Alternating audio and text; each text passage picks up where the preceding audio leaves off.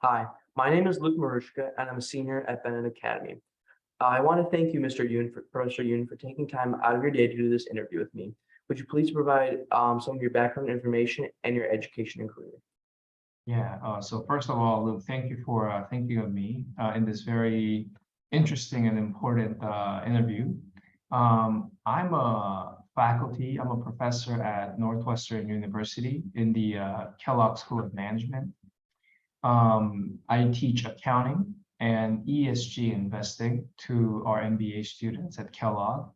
I did an undergraduate at Northwestern, and I did my PhD or doctorate at Harvard Business School.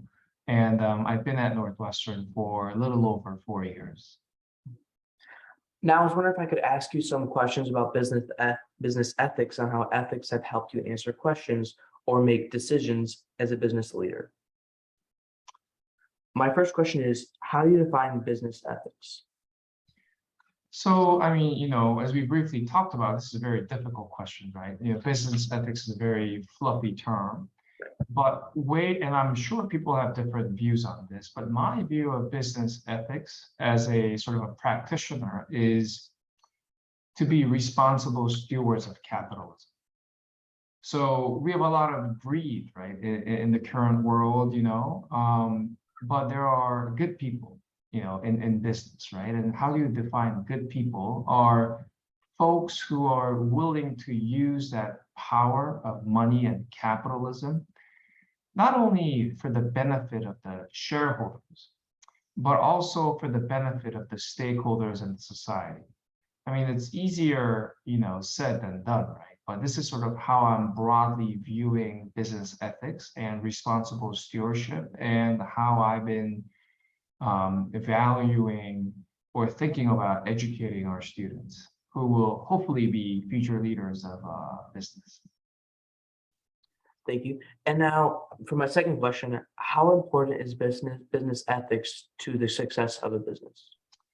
I think it's tremendously important, right? I mean, we know that firms that have failed governance or internal control eventually went out of business, right? But I think business ethics could also mean multiple things, right? It could be providing good opportunities and growing their own within that organization, right? So for example, having their employees grow and care for the company and commit to the company and all these things. And I think as a leader of a particular organization or a firm, this vision of commitment, I think, is very, very important for firms to do well. Not only, for the particular businessman, right, or the person to do well, but for the overall firm as well as the employees and the stakeholders to do well. So I think is very important. And people could say that through traditional governance mechanisms and contracts, you can curb, opportunism or rent extraction and all these things. But I think that's where business ethics really, or responsible stewardship, really comes in very important, because we know that not all issues are contractual, right? Or that can be put into contract. So very, very important. There's no doubt. Thank you. And now for my last question, do you have any advice that you could provide for young people going to the workforce as to how they can be ethical business leaders? Yeah, I mean, who am I to give advice? But my view of this sort of getting into the workforce is that I encourage younger folks to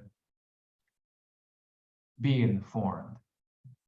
So when I joined trading and investment banking, I had no idea what to expect. And I think, and a lot of people who are in my shoes felt the same way.